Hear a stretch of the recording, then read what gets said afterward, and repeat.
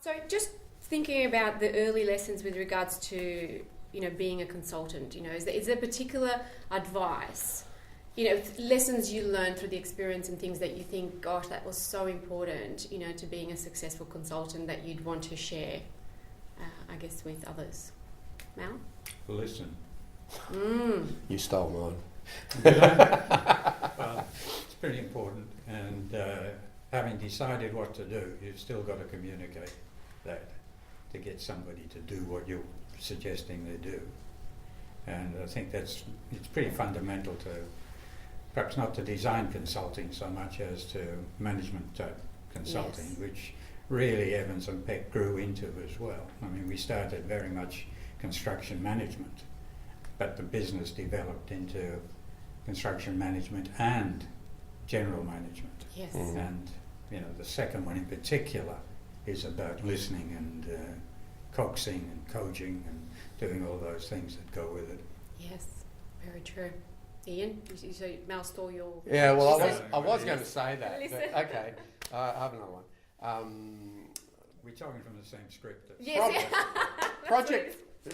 I think it's very important to remember that project formulation is actually, in my view, more important than problem solving. People tend to talk about the ability to be a problem solver. Yes.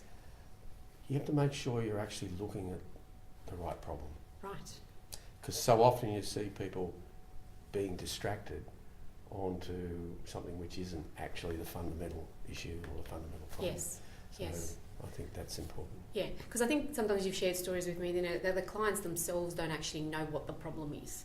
They know they have an issue, but I don't actually know what it is. What it is, and so we don't know where to start, And it was one of those things that, well, if you don't know where to start, whatever, you give Evans and Peck a call. There was a little bit of that, in that they were able to then go and actually analyse and discover what the problem is before you actually apply a solution to it.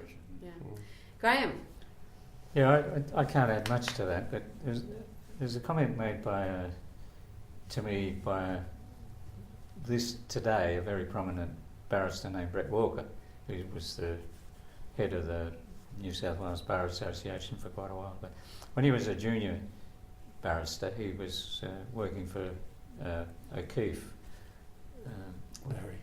Barry O'Keefe, and was involved in a couple of things we had going.